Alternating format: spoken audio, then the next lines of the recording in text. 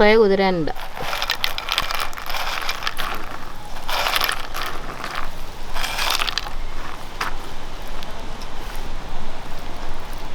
അല്പം ഉപ്പിട്ട് കൊടുക്കുക.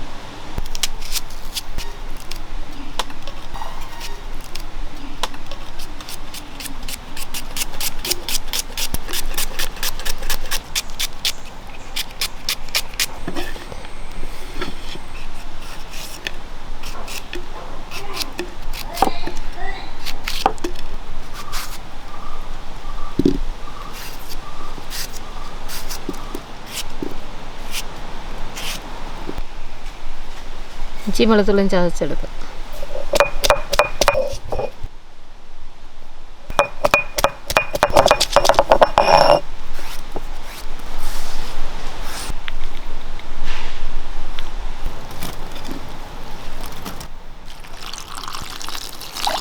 സോയ കഴുകിയെടുക്കുക.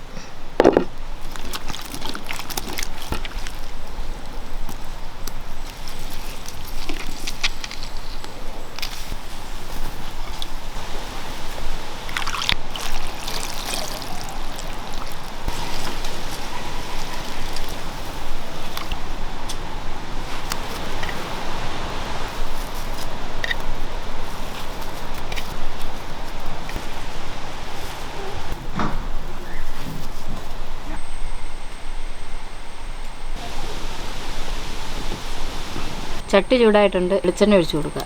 വെളിച്ചെണ്ണ 2 സ്പൂൺ. എണ്ണ ചൂടായിട്ടുണ്ട്. കടുക് ഇട്ട് കൊടുക്കുക.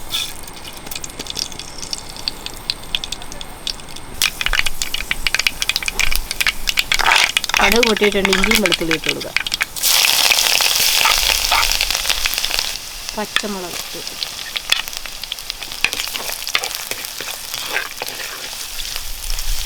അരിഞ്ഞ് വെച്ചിരിക്കുന്ന സവാള ഇട്ട് കൊടുക്കുക.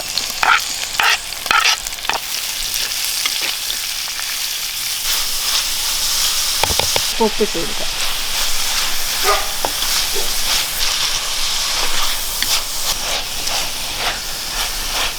ഉള്ളിയും പച്ചമുളകൊക്കെ നന്നായിട്ട് മൂത്തിട്ടുണ്ട്. നമുക്കിനി ചേരുവകൾ ചേർത്ത് കൊടുക്കാം.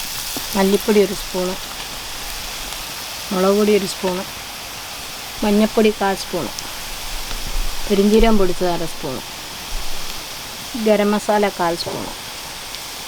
നന്നായി ഇളക്കി കൊടുക്കുക.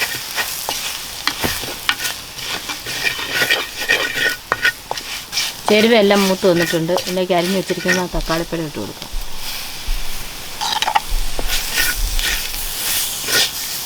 ഒരല്പം വെള്ളം ഒഴിച്ചു കൊടുക്കുക.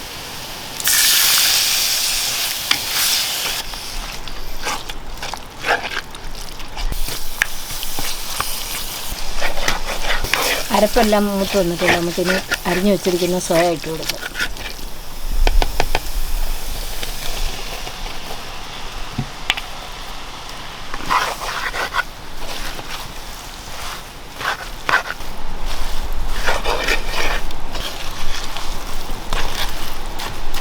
ഒരു 2 മിനിറ്റ് മൂടി വെച്ച് വേവിക്കാം.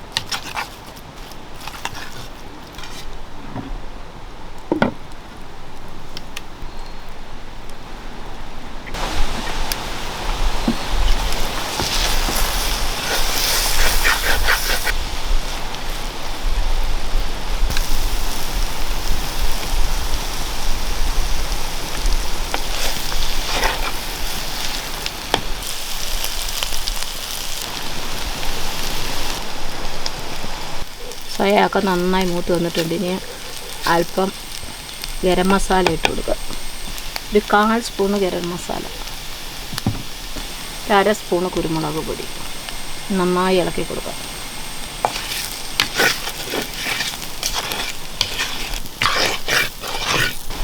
അല്പം കറിവേപ്പില ഇട്ട് കൊടുക്കുക.